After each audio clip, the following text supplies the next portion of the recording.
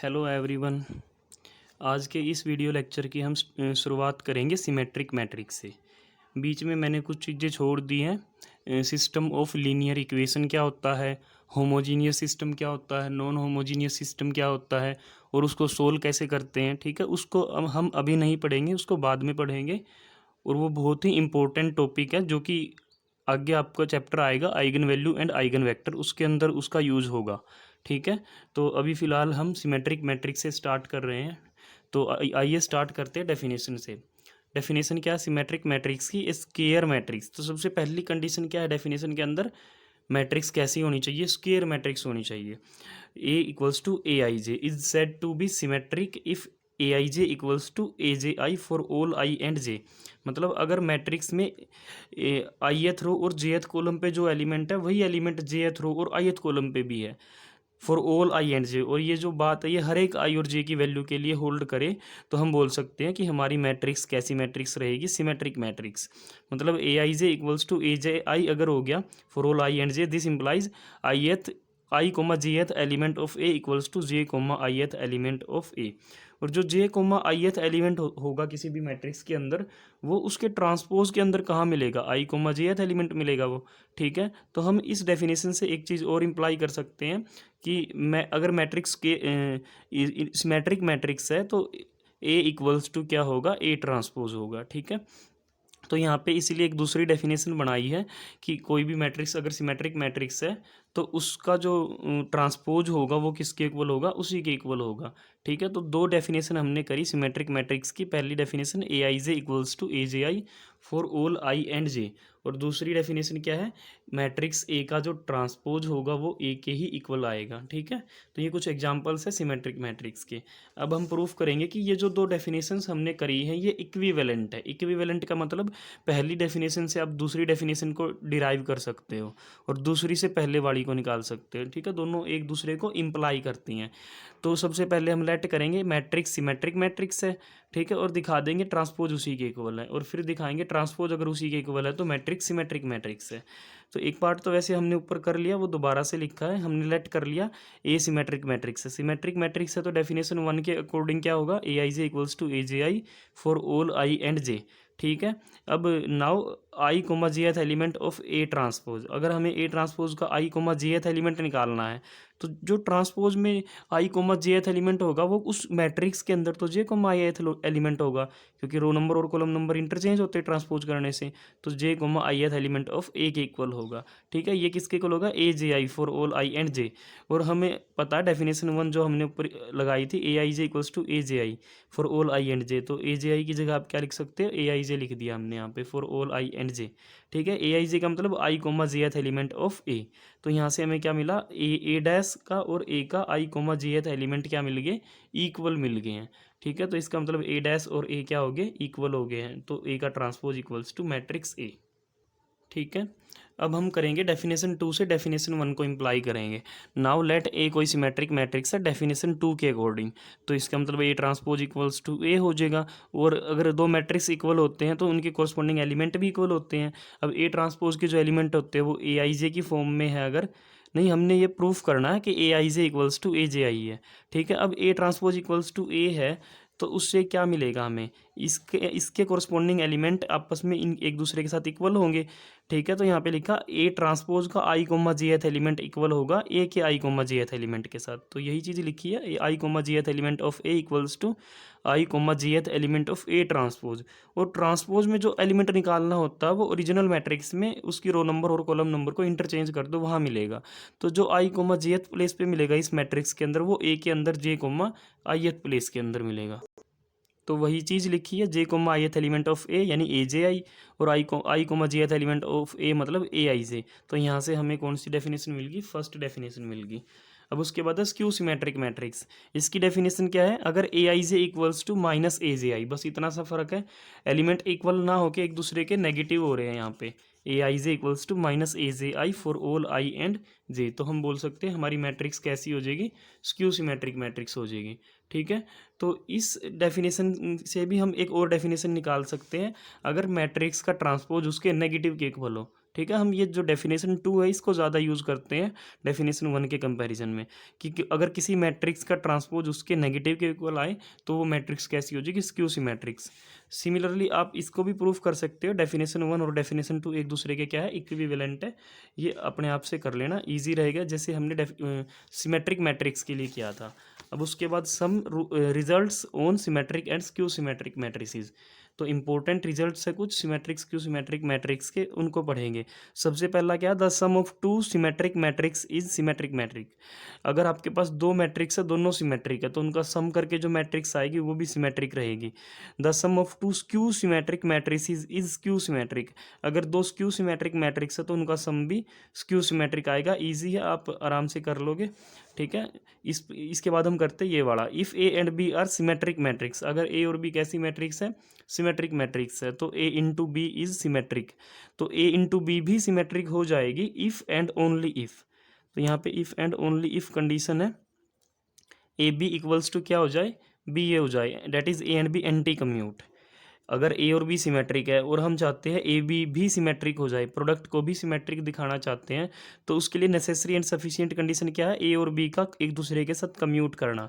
मतलब अगर A B symmetric है तो B A B equals to B A हो जाएगा, ठीक है। अगर A B equals to B A है तो ए बी क्या हो जाएगा, सिमेट्रिक हो जाएगी। और गिवन कंडीशन क्या है, ए और बी सिमेट्रिक रहेंगी, ये हम हर बार लेके चलेंगे। तो A and B are both symmetric matrix, ये चीज़ गिवन है, इसका मतलब A transpose equals to A, B transpose equals to B. अब सबसे पहले condition is necessary. Necessary condition का मतलब क्या है कि ए बी हमने लेट कर ली सिमेट्रिक है, तो गारंटेड ए बी और बी ए कम्यूट करेंगी, ये चीज़ हमने शो करनी है, ठीक है। तो here we are given that A B is symmetric, तो हम यहाँ पे लेके चल पड़े, ए बी सिमेट्रिक है, we shall show that A B equals to B A, ठीक है। नाउ ए बी सिमेट्रिक है तो सिमेट्रिक की डेफिनेशन लगाएंगे उस पर। तो सिमेट्रिक में डेफिनेशन में क्या लिखा था, ट्रांसपोज उसका उसी के इक्वल है, तो A B transpose equals to A B. और हमें पता है ट्रांसपोज कैसे ओपन करते हैं, दो मैट्रिक्स की प्रोडक्ट के, B transpose into A transpose करेंगे। यहाँ पे A B as it is, B transpose B के इक्वल, ए ट्रांसपोज ए के इक्वल, क्यों, क्योंकि ये दोनों तो सिमेट्रिक मैट्रिक्स गिवन है, ठीक है। तो बी ए इक्वल्स टू क्या हो गया, ए बी। तो हमने दिखा दिया अगर ए और बी सिमेट्रिक मैट्रिक्स गिवन है और हम लेके चलते हैं ए बी को सिमेट्रिक, तो necessarily A B equals to क्या आएगा, बी ए आएगा। अब हम इसकी करेंगे सफिशिएंट कंडीशन। सफिशिएंट कंडीशन में क्या करेंगे, ए बी को तो सिमेट्रिक पहले से ही दिया गया है, ए और बी को हम लेके चलेंगे ए बी इक्वल्स टू क्या है, बी ए, और दिखाएंगे क्या, A B is symmetric. Show क्या करना है, A B is symmetric matrix.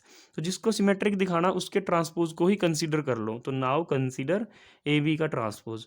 तो ट्रांसपोज कैसे ओपन करेंगे, सभी को पता है, B transpose into A transpose, B transpose B होगा, ए ट्रांसपोज ए, ठीक है। अब हम यहाँ पे लेके चले, बी ए और ए बी तो एक दूसरे के इक्वल है क्योंकि ए और बी कम्यूट करते हैं, तो बी ए को हटाओ, यहाँ पे क्या लगा दिया, ए बी लगा दिया। तो ए बी का ट्रांसपोज ए बी के ही इक्वल आ गया, तो इसका मतलब ए बी कैसी मैट्रिक्स होगी, सिमेट्रिक मैट्रिक्स। यहाँ पे कुछ इजी सी चीज़ें दी गई हैं, जैसे ए अगर स्क्वायर मैट्रिक्स है कोई भी, तो ए प्लस ए ट्रांसपोज हमेशा सिमेट्रिक मैट्रिक्स रहेगी। कुछ नहीं करना, बस ट्रांसपोज कर लेना है इसका। जिसको सिमेट्रिक दिखाना है या स्क्यू सिमेट्रिक दिखाना है तो उसका ट्रांसपोज करके चेक करना पड़ेगा कि वो है या नहीं। तो यहाँ पे बस वही चीज़ किया, ए प्लस ए ट्रांसपोज का ट्रांसपोज करके चेक करेंगे कि किसके इक्वल आएगा। तो ट्रांसपोज को अंदर डिस्ट्रीब्यूट कर दिया दोनों के ऊपर हमने, ए ट्रांसपोज और ए ट्रांसपोज का ट्रांसपोज। और हमें पता है डबल ट्रांसपोज करेंगे तो वही मैट्रिक्स मिलती है। तो ए ट्रांसपोज प्लस ए को लिख सकते हैं ए प्लस ए ट्रांसपोज। तो ए प्लस ए ट्रांसपोज का ट्रांसपोज किया तो उसी के इक्वल आ गया, तो ए प्लस ए ट्रांसपोज कैसी मैट्रिक्स, सिमेट्रिक मैट्रिक्स। ऐसे ही ए माइनस ए ट्रांसपोज हमेशा स्क्यू सिमेट्रिक रहेगी। ए कैसी भी मैट्रिक्स हो, ए पे मैटर नहीं करता, ए कोई भी बस स्क्वायर मैट्रिक्स होनी चाहिए, ठीक है। तो इसको भी ऐसे ही कर लेंगे। उसके बाद जो इम्पोर्टेंट रिजल्ट है, the diagonal elements of a symmetric matrix are arbitrary, मतलब सिमेट्रिक मैट्रिक्स के डायगोनल पे कुछ भी हो सकता है। तो हम इसको कैसे लिखेंगे, फॉर ए सिमेट्रिक मैट्रिक्स हमें पता है ए आई जे की वैल्यू क्या होती है, ए जे आई की इक्वल होती है अगर मैट्रिक्स सिमेट्रिक है, for all I and J. अब हम डायगोनल एंट्रीज के बारे में कुछ कहना चाहते हैं, तो हम क्या करेंगे, डायगोनल एंट्री के लिए रो नंबर और कॉलम नंबर को इक्वल कर लेंगे। तो आई इक्वल्स टू जे करेंगे, तो यहाँ से A I I equals to A I I for all I, which is always true, ठीक है। तो यहाँ पे क्या बोल सकते हैं, hence the diagonal elements of a symmetric matrix are arbitrary. तो ये कुछ भी हो सकते हैं। उसके बाद diagonal elements of a skew symmetric matrix are always zero, ये इंपॉर्टेंट चीज़ है, ये एक नेसेसरी कंडीशन भी बोल सकते हैं हम। अगर मैट्रिक्स स्क्यू सिमेट्रिक है तो ये नेसेसरी कंडीशन है कि उसके डायगोनल पे जो एलिमेंट्स रहेंगे वो ज़ीरो रहेंगे, ठीक है। पर ऐसा ज़रूरी नहीं है कि डायगोनल पे एलिमेंट ज़ीरो है तो मैट्रिक्स स्क्यू सिमेट्रिक होगी। मैंने नेसेसरी वर्ड यूज़ किया है। नेसेसरी के लिए क्या होता है, जैसे अगर मैट्रिक्स सिमेट्रिक मैट्रिक्स है तो उसकी नेसेसरी कंडीशन है the diagonal elements are zero elements. Diagonal पे ज़ीरो है, अगर कहीं पे ज़ीरो नहीं मिले ना डायगोनल एलिमेंट्स, आपने मैट्रिक्स देखी कोई भी डायगोनल पे ज़ीरो नहीं है सारे एलिमेंट, तो इसका मतलब वो स्क्यू सिमेट्रिक मैट्रिक्स नहीं बनेगी, ठीक है। पर अगर स्क्यू सिमेट्रिक मैट्रिक्स है तो डायगोनल पे जीरो होंगे, अगर डायगोनल पे जीरो नहीं है तो स्क्यू सिमेट्रिक मैट्रिक्स नहीं बनेगी। पर अगर डायगोनल पे जीरो है तो कुछ नहीं कह सकते, चेक करना पड़ेगा। तो diagonal elements of a skew symmetric matrix are all zero elements, सारे जीरो, ये नहीं कि कोई एक दो जीरो, सारे एलिमेंट जीरो। तो इसके लिए हम क्या करेंगे, लेके चलेंगे for a skew symmetric matrix, हमने लेट कर लिया कोई भी मैट्रिक्स है स्क्यू सिमेट्रिक मैट्रिक्स। तो डेफिनेशन यही कहती है A I J equals to minus A J I for all I and J. तो हमने कुछ नहीं किया, बस डेफिनेशन अप्लाई करी है, ठीक है। अब हम तो डायगोनल एलिमेंट्स में इंटरेस्टेड है, तो डायगोनल एलिमेंट्स के लिए क्या करेंगे, आई और जे को करेंगे इक्वल। तो A i equals to minus ए आई के इक्वल हो जाएगा फॉर ऑल आई, क्योंकि आई और जे अब अलग नहीं रहे, ठीक है। इसको उधर लेके जाएंगे तो टू ए आई बनेगा, वो किसके इक्वल, जीरो के इक्वल। अब देखो दो और ए आई इन दो नंबर्स की मल्टीप्लाई करी, क्या आया, जीरो। और आई की वैल्यू आप कुछ भी रखो, हर बार ऐसा ही हो रहा है कि टू इंटू ए आई करने पे जीरो आया, ठीक है। दो नंबर्स की अगर आप मल्टीप्लाई करते हो तो उनमें से एक नंबर को जीरो होना पड़ेगा। अब टू तो जीरो है नहीं तो किसको जीरो होना पड़ेगा, ए आई को जीरो होना पड़ेगा। तो that is a i equals to zero. और ये बात किसके लिए होल्ड करगी, फॉर ऑल आई के लिए, ठीक है। तो हमें क्या मिला, ए आई की वैल्यू ज़ीरो है फॉर ऑल आई के लिए, यानी कि आई की कुछ भी वैल्यू रखो, ए वन वन वो भी ज़ीरो, ए टू टू वो भी ज़ीरो, ए एन एन वो भी ज़ीरो। तो इसका मतलब डायगोनल के सारे ही एलिमेंट ज़ीरो हो गए, hence all the diagonal elements of a skew symmetric matrix are zero. तो स्क्यू सिमेट्रिक मैट्रिक्स की खासियत है ये, डायगोनल पे गारंटेड जीरो ही होंगी अगर मैट्रिक्स स्क्यू सिमेट्रिक मैट्रिक्स है, ठीक है। अब उसके बाद इम्पोर्टेंट रिजल्ट है, every square matrix can be expressed in one and only one वे। इसकी जगह ये यूनिक वर्ड भी यूज़ कर सकता है यहाँ पे कि every square matrix can be expressed uniquely as sum of symmetric and skew symmetric matrix, कि कोई भी स्क्वायर मैट्रिक्स क्यों ना हो, एवरी स्क्वायर मैट्रिक्स। अब वो मैट्रिक्स सिमेट्रिक है स्क्यू सिमेट्रिक है वो ध्यान नहीं देना हमने, हमने बस क्या देखना कि वो स्क्वायर मैट्रिक्स है या नहीं है। अगर वो स्क्वायर मैट्रिक्स है तो उसको हम लिख सकते हैं यूनिकली किस फॉर्म में, दो मैट्रिक्स के सम में, जिसमें से एक मैट्रिक्स कैसी रहेगी, सम में जो एक मैट्रिक्स होगी वो सिमेट्रिक रहेगी और दूसरी मैट्रिक्स स्क्यू सिमेट्रिक रहेगी, ठीक है। तो प्रूफ बहुत ही सिंपल है, if A is square matrix, अगर ए कोई स्क्वायर मैट्रिक्स है, ठीक है, तो हमें पता है ए प्लस ए ट्रांसपोज भी सिमेट्रिक मैट्रिक्स रहेगी। इसको आप ऐसे प्रूफ ना करके आप इसको इस तरीके से भी लिख सकते हो, वो थोड़ा सा ईजी रहेगा। कोई भी मैट्रिक्स है स्क्वायर मैट्रिक्स ए, तो ए को हम लिख सकते हैं twice of A divide by two, मतलब टू से मल्टीप्लाई टू से डिवाइड कर लिया, नॉन जीरो नंबर है कर सकते हैं।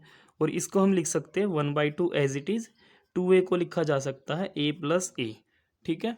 तो और इसको कैसे लिखा जा सकता है, one by two as it is A plus, हमने क्या किया, ए ट्रांसपोज को ऐड भी कर दिया और ए ट्रांसपोज को सब्ट्रैक्ट भी कर दिया, कर सकते हैं किसी एक डेफिनेट क्वांटिटी को ऐड सब्ट्रैक्ट, ठीक है। तो इसके बाद हमने क्या किया, ये जो ए प्लस ए ट्रांसपोज है इसको एक बार अलग से लिख लिया, one by to A plus A transpose plus one by to A minus A transpose, उसको अलग से लिख लिया हमने, ठीक है।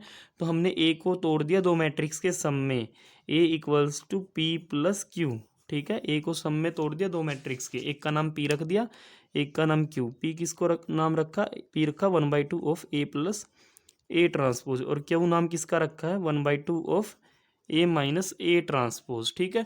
तो पहली बात थी इस मैट्रिक्स ए को, स्क्वायर मैट्रिक्स ए को दो मैट्रिक्स के सम में तोड़ने की, तो हमने तोड़ दिया मतलब एक्सप्रेस कर दिया। अब कंडीशन दूसरी क्या थी, ये जो मैट्रिक्स होंगी इनमें से पी और क्यू में से एक तो सिमेट्रिक होनी चाहिए, दूसरी स्क्यू सिमेट्रिक। तो चेक करेंगे कि कौन सी सिमेट्रिक है कौन सी स्क्यू सिमेट्रिक है। तो कुछ नहीं करना, बस इसको चेक करने के लिए इसका ट्रांसपोज करेंगे। तो ट्रांसपोज करेंगे तो वन बाई टू पे तो फ़र्क नहीं पड़ेगा ट्रांसपोज करने से, वो तो एक नंबर है, ठीक है। तो वो तो सारे के साथ मल्टीप्लाई है, तो ट्रांसपोज किसका होगा, ए प्लस ए ट्रांसपोज का होल ट्रांसपोज। और इसको जब हम ट्रांसपोज को अंदर शिफ्ट कराएंगे तो अंदर ए पे भी ट्रांसपोज लगेगा और ए का डबल ट्रांसपोज होने से यहाँ पे खाली क्या बचेगा, ए बचेगा। और ये वैल्यू किसकी है, यही वैल्यू तो हमने पी की लेट करी है, ठीक है ना। ये वैल्यू हमने पी की लेट करी है one by to A plus A transpose, मतलब पी का ट्रांसपोज और कुछ नहीं है, पी है। ठीक है। ऐसे ही क्यू का ट्रांसपोज जब हम निकाल लेंगे तो वो क्या आएगा, 1/2 ए ट्रांसपोज माइनस ए का डबल ट्रांसपोज करने से तो ए मिलेगा। ठीक है, इसमें से माइनस कॉमन करो तो -1/2 ए माइनस ए ट्रांसपोज, और ये जो इतना पोर्शन है ये तो क्यू की वैल्यू ही है, तो हमें क्या मिला, क्यू ट्रांसपोज किसके इक्वल आया, माइनस क्यू के इक्वल आया। तो ये कैसी मैट्रिक्स होगी, क्यू होगी स्क्यू सिमेट्रिक, और पी कैसी होगी, पी होगी सिमेट्रिक मैट्रिक्स। ठीक है, तो हमने क्या किया, मैट्रिक्स ए को दो मैट्रिक्स के सम में तोड़ दिया, जिसमें से जो पी मैट्रिक्स जिसको बोल रहा था हमने वो तो कैसी है, सिमेट्रिक है, और क्यू मैट्रिक्स कैसी है, स्क्यू सिमेट्रिक है। ठीक है, अभी भी काम कंप्लीट नहीं हुआ है, हमें एक तो सम में एक्सप्रेस करना था, सम में एक्सप्रेस किया, सिमेट्रिक और स्क्यू सिमेट्रिक भी दिखानी थी उनमें से एक एक को, तो वो भी दिखा दिया। अभी यूनिकनेस रहती है, मतलब जो ये पी मैट्रिक्स है ना, ए 1/2 ए प्लस ए ट्रांसपोज, और Q matrix 1/2 A minus A transpose, ये यूनिक है।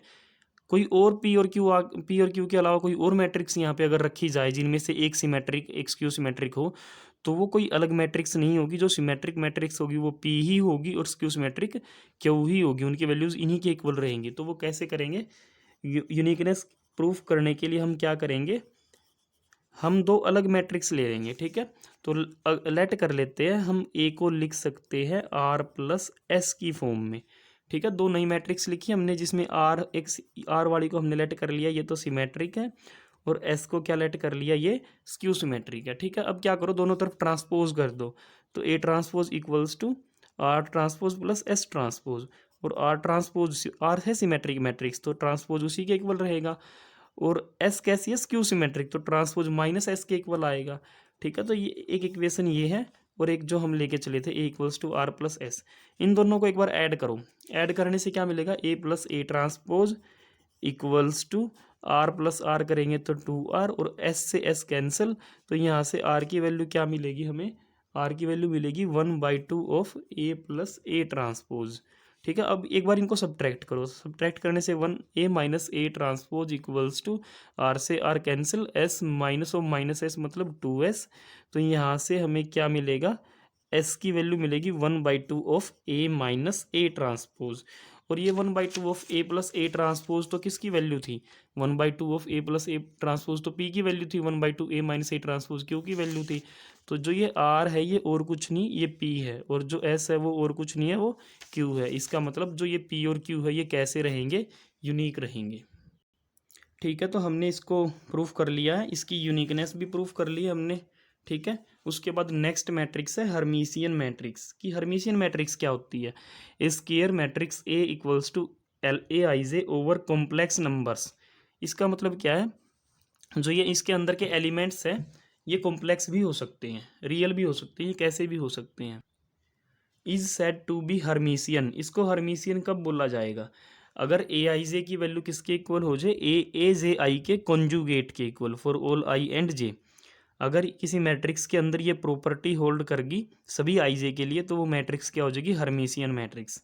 ठीक है, तो जैसे हमने सिमेट्रिक के लिए एक दूसरी डेफिनेशन भी बनाई थी, डेफिनेशन 2, तो वैसे ही इस मैट्रिक्स के लिए भी दूसरी डेफिनेशन निकलती है। वो डेफिनेशन क्या है कि ये कोई भी मैट्रिक्स है, कोई भी स्क्वायर मैट्रिक्स है ओवर द कॉम्प्लेक्स नंबर्स, वो कॉम्प्लेक्स नंबर्स एलिमेंट्स उसमें रखे गए हैं, इज सेड टू हर्मीशियन, उसको हर्मीशियन बोल लेंगे if A theta equals to A theta का हम सभी को पता है कॉन्जुगेट ट्रांसपोज या फिर ट्रांसपोज्ड कॉन्जुगेट। तो ए का अगर ट्रांसपोज्ड कॉन्जुगेट ए के ही इक्वल आए तो हम बोल सकते हैं ए मैट्रिक्स कैसी हो जाएगी, हर्मीशियन। बहुत इजी है डेफिनेशन 1 से डेफिनेशन 2 को इम्प्लाई कराना, और डेफिनेशन 2 से डेफिनेशन 1 को इम्प्लाई कराना। ठीक है, तो आप इसको आराम से प्रूफ कर सकते हो कि दोनों डेफिनेशन एक दूसरे के इक्विवेलेंट होंगी। तो ये रिमार्क में इसने अलग से लिखा, आप इसको कर लेना। जो नेक्स्ट टाइप है आपका वो है स्क्यू हर्मीशियन मैट्रिक्स। स्क्यू हर्मीशियन में कुछ नहीं है, जैसे सिमेट्रिक और स्क्यू सिमेट्रिक में माइनस का फ़र्क हो जाता था ट्रांसपोज करके, तो वो वही सेम स्क्यू हर्मीशियन का रहेगा। अगर ए आई जे किसके इक्वल हो जाए, माइनस ए जे आई के, ऊपर वाली सारी चीज़ें सेम रहेंगी, वो स्क्वायर मैट्रिक्स है वो जो भी है, तो A I J equals to minus A J I का conjugate for all I and J. ठीक है, अगर माइनस का फ़र्क पड़े तो हम बोल लेंगे वो मैट्रिक्स कैसी होगी, स्क्यू हर्मीशियन। यहाँ पे भी एक डेफिनेशन 2 निकाल लेंगे, ये डेफिनेशन 2 ही ज़्यादा यूज़ करी जाती है सिमेट्रिक स्क्यू सिमेट्रिक में भी और हर्मीशियन स्क्यू हर्मीशियन में भी, कि A theta equals to minus A हो जाए। तो ये हमने पढ़ी है symmetric and skew symmetric matrices. और Hermitian and skew Hermitian matrices. तो इसमें भी डेफिनेशन 2 है जो वो डेफिनेशन 1 के इक्विवेलेंट होगी, इजीली प्रूफ करी जा सकती है। ठीक है, अब some results on Hermitian and skew Hermitian matrix हम पढ़ेंगे। ठीक है, if A and B are Hermitian matrices of same order then A plus B is also Hermitian matrix. अगर ए और बी हर्मिशियन मैट्रिक्स है सेम ऑर्डर की, तो उनका सम भी क्या रहेगा, हर्मिशियन मैट्रिक्स। इनको प्रूफ करना बहुत ही सिंपल है, बस डेफिनेशन को फॉलो करके आप इजीली प्रूफ कर लेना। उसके बाद है if A and B are skew Hermitian matrices of same order then A plus B is also skew Hermitian matrix of same order. और अगर ए कोई भी मैट्रिक्स है, A plus A theta Hermitian रहेगी, A minus A theta skew Hermitian रहेगी। इनको proof करना ज़्यादा मुश्किल नहीं है। ठीक है, इनको आप इजीली कर लेना।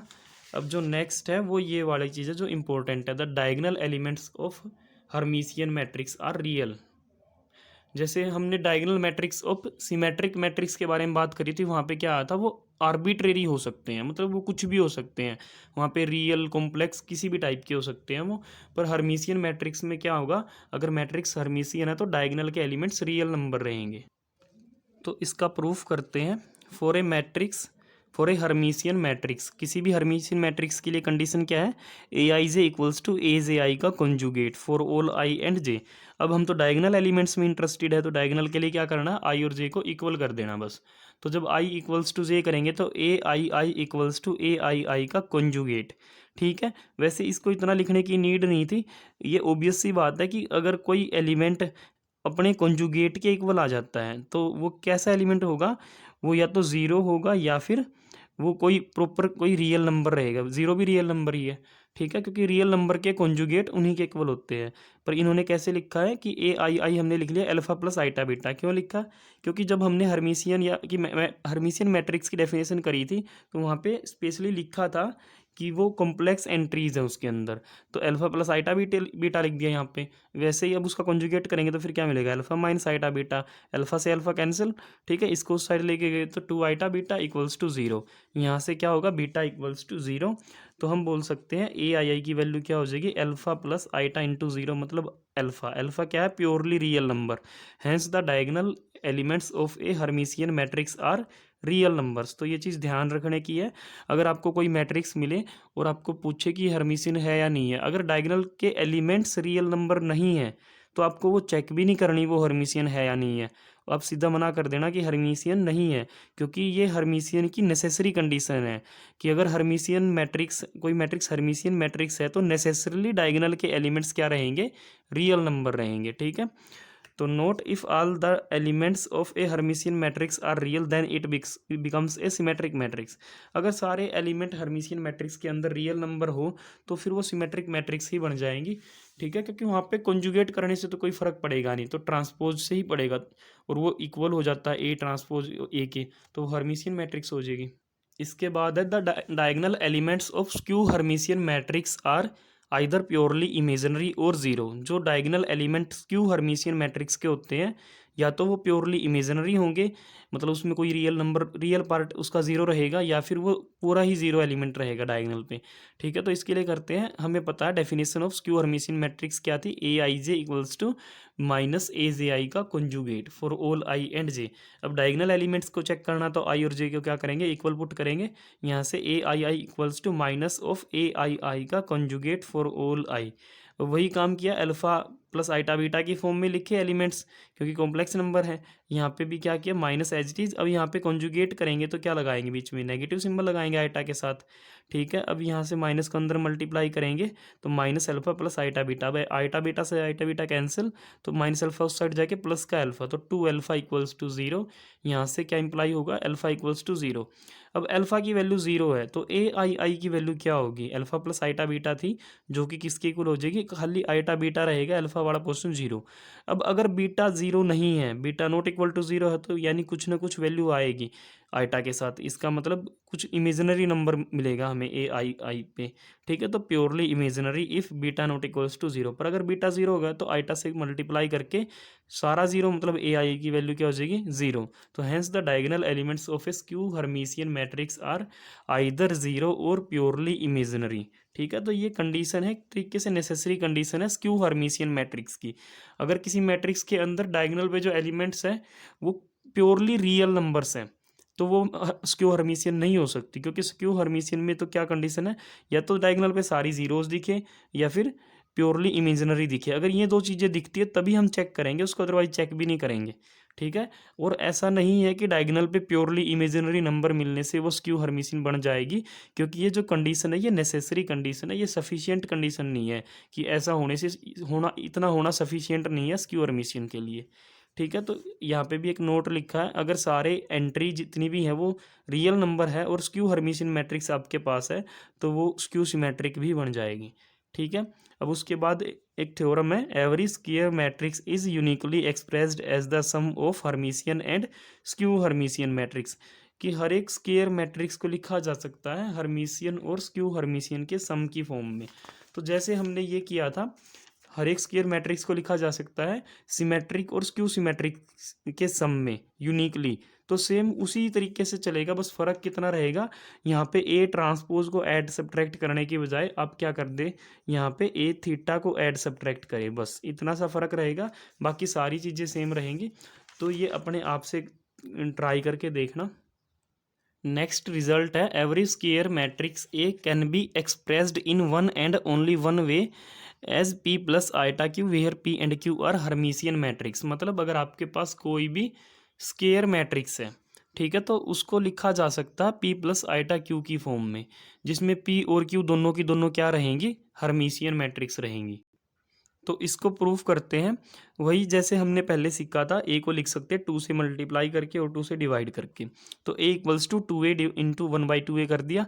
अब 2a को लिखेंगे a प्लस ए, ठीक है, और यहाँ पे भी ए थीटा को ऐड कर लिया, ए थीटा को क्या किया, सब्ट्रैक्ट कर लिया।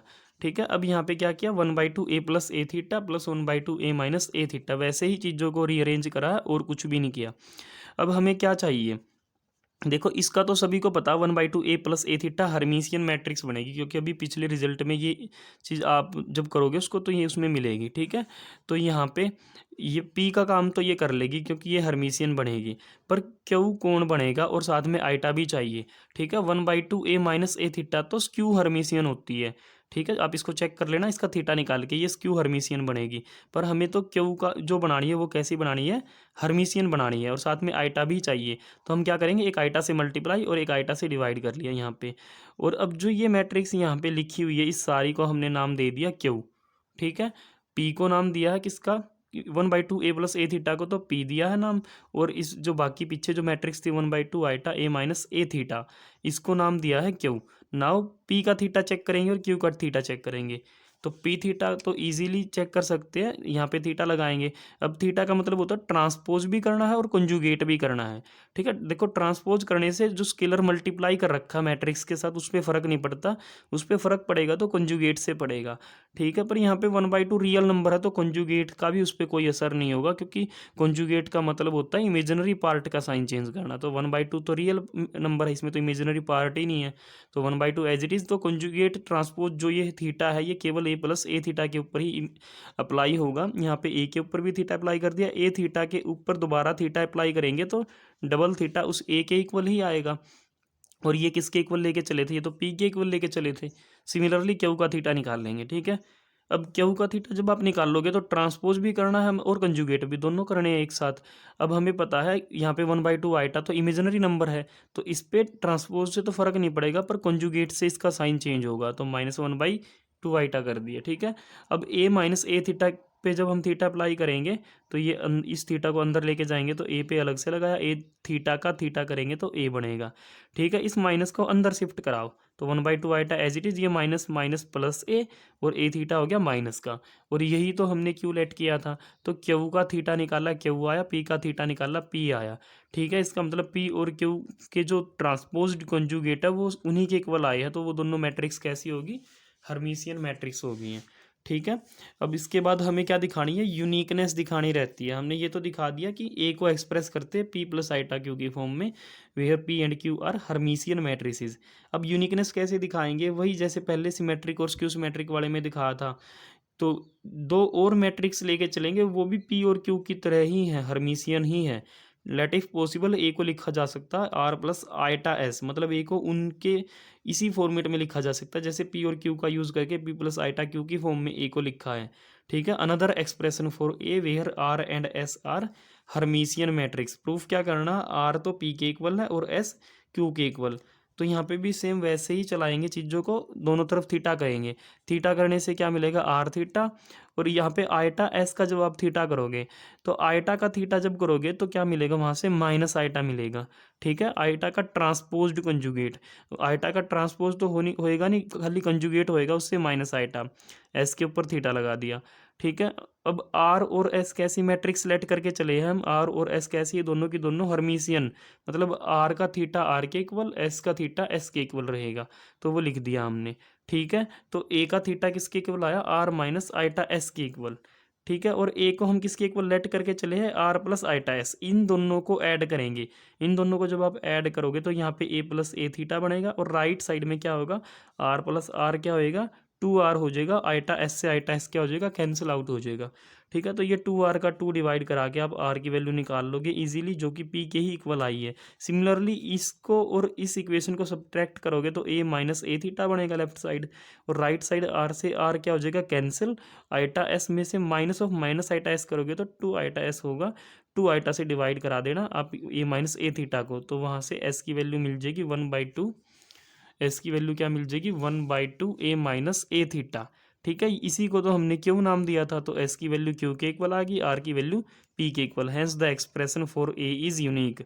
मतलब जो ए के लिए एक्सप्रेशन हमने दिखाया था पी प्लस आइटा क्यू, ये यूनिक है, पी और क्यू की वैल्यू कोई और नहीं, एक ही बार जो मैट्रिक्स आएंगी वो फिक्स रहेंगी, वो बदली नहीं जा सकती है। ठीक है, नेक्स्ट थ्योरम है, every Hermitian matrix A can be written as A equals to B plus iota C. Important theorem है। अगर हमारे पास कोई मैट्रिक्स ए है जो कि कैसी मैट्रिक्स है, हर्मीशियन, अब हर्मीशियन है तो उसका थीटा उसी के इक्वल होगा, ये हमें पता है। कैन बी रिटर्न एज, इसको हम लिख सकते हैं दो मैट्रिक्स के सम में बी प्लस आइटा सी, जहाँ पे बी कोई भी रियल एंड सिमेट्रिक मैट्रिक्स है and C is real and skew symmetric matrix. तो पहले तो ए को तोड़ के दिखाएंगे, ऐसे एक्सप्रेस करके दिखाएंगे दो मैट्रिक्स के सम में, फिर जिनके सम में एक्सप्रेस करके दिखाया उनमें से एक को बी लिखेंगे और आइटा के साथ वाली को सी लिखेंगे, और फिर दिखाएंगे बी और सी कैसी मैट्रिक्स है, ये रियल मैट्रिक्स हैं, और फिर दिखाएंगे कि ये बी सिमेट्रिक मैट्रिक्स है और सी स्क्यू सिमेट्रिक मैट्रिक्स है। तो आइए प्रूफ करते हैं। ठीक है, इसको हम बाद में पढ़ेंगे, पहले यहाँ से स्टार्ट करेंगे, जैसे हमने अभी तक किया है सभी थ्योरम्स के अंदर, कि कोई भी मैट्रिक्स हो ए, उसको लिखा जा सकता है 1/2 ऑफ 2a। ठीक है, क्योंकि 2 से 2 कैंसिल करके दोबारा ए ही मिलेगा। अब ए को हम क्या लिख सकते हैं, ए प्लस ए बार, यहाँ पे इसको ऐसे लिख सकते थे 1/2 एज इट इज़, 2a को लिख सकते थे ए प्लस ए। ठीक है, और उसके अंदर फिर हम क्या करेंगे, ए बार को ऐड भी कर देंगे और ए बार को क्या करेंगे, सब्ट्रैक्ट भी करेंगे। देखो 2a को लिखा हमने ए प्लस ए बार को ऐड भी कर दिया, ए बार को सब्ट्रैक्ट।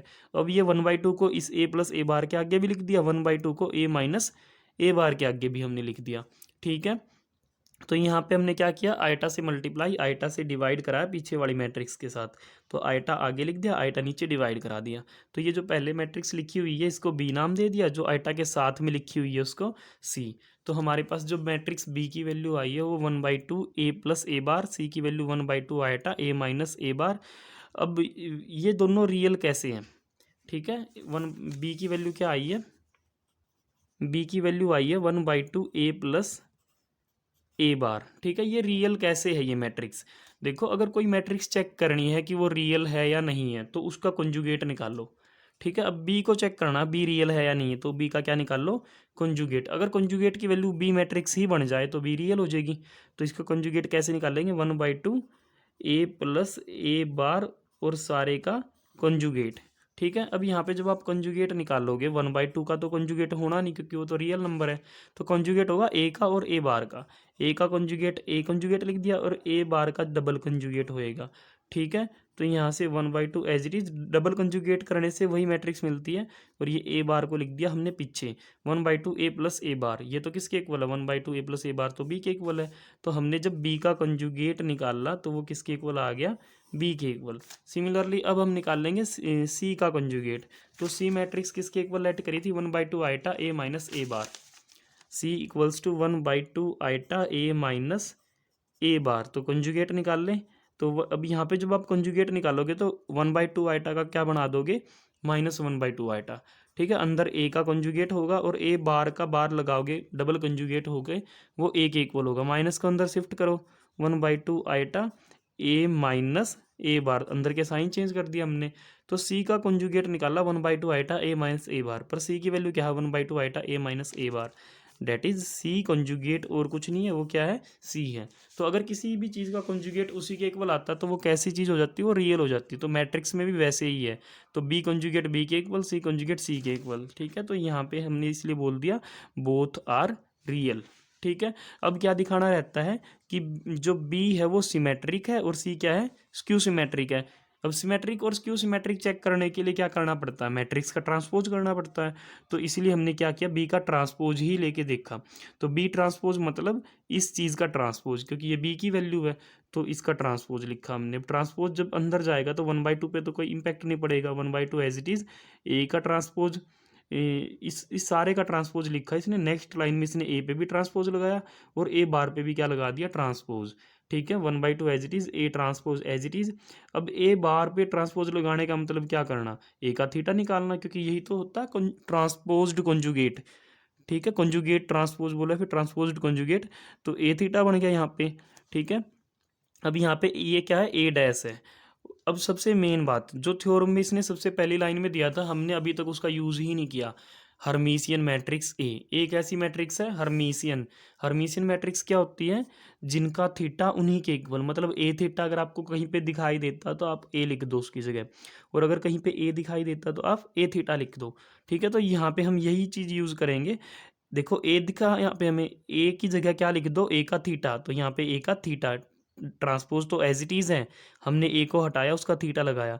अब यहाँ पे ए थीटा तो उसको हटा के ए लिख सकते हैं, क्योंकि ये दोनों चीज़ें तो इक्वल हैं। ठीक है, यहाँ से हमें क्या मिलेगा, ए थीटा की वैल्यू पुट कर दो। ए थीटा का मतलब होता है बार लगा के ट्रांसपोज करना, और एक ट्रांसपोज बाहर भी है, तो दो बार ट्रांसपोज कैंसिल आउट कर देंगे, मतलब वही मैट्रिक्स मिलेगी। तो यहाँ पे खाली ए बार बचेगा, ये ए एज इट इज़, और ये जो वैल्यू आई है ये तो किसकी वैल्यू आई है, ये तो बी की वैल्यू आई है। ठीक है, इसका मतलब बी सिमेट्रिक मैट्रिक्स है। ऐसे ही अब हम सी को चेक करेंगे कि क्या वो क्यों सिमेट्रिक है, तो ट्रांसपोज करके चेक किया जाएगा। तो सी का ट्रांसपोज लेंगे, सी की वैल्यू थी 1/2 आइटा ए माइनस ए बार, इसका ट्रांसपोज। अब ट्रांसपोज जब हम करेंगे तो 1/2 आइटा तो एज इट इज़ रहेगा, ए का ए माइनस ए बार का ट्रांसपोज, वो क्या होगा, ए का ट्रांसपोज माइनस ए बार का ट्रांसपोज। सेम यहाँ पे भी वही ए बार का ट्रांसपोज है तो ए थीटा लिख दिया। अब ए तो हर्मीशियन गिवन है, तो हर्मीशियन है तो थीटा उसके इक्वल होगा ए के, और ए थीटा के इक्वल रहेगा। तो यहाँ पे ए को हटाओ, ए थीटा लगाओ, ए थीटा को हटाओ, ए लगाओ यहाँ पे। ठीक है, अब थीटा की डेफिनेशन ओपन करोगे तो सेम वही काम होगा, ए बार का ट्रांसपोज, और एक ट्रांसपोज पहले से यहाँ पे बैठा है, तो दोनों ट्रांसपोज एक दूसरे के इफेक्ट को ख़त्म कर देंगे, खाली ए बार बचेगा यहाँ पे, ए एज इट इज़। अब हम क्या करेंगे, यहाँ पे ये माइनस को कॉमन कर लेते हैं, तो -1/2 आइटा ए पहले लिखा जाएगा, ए बार बाद में, और ये तो वैल्यू किसकी थी, ये जो अंदर वैल्यू माइनस के अलावा जो वैल्यू बची ये तो सी की वैल्यू थी। ठीक है, तो बाहर आ गया माइनस, तो सी का ट्रांसपोज किसके इक्वल आया, नेगेटिव ऑफ सी के इक्वल। तो हमने दिखा दिया जो बी और सी मैट्रिक्स है वो कैसी मैट्रिक्स है, स्क्यू सिमेट्रिक मैट्रिक्स है। तो ये आपके फर्स्ट चैप्टर की पूरी थ्योरी कंप्लीट होती है।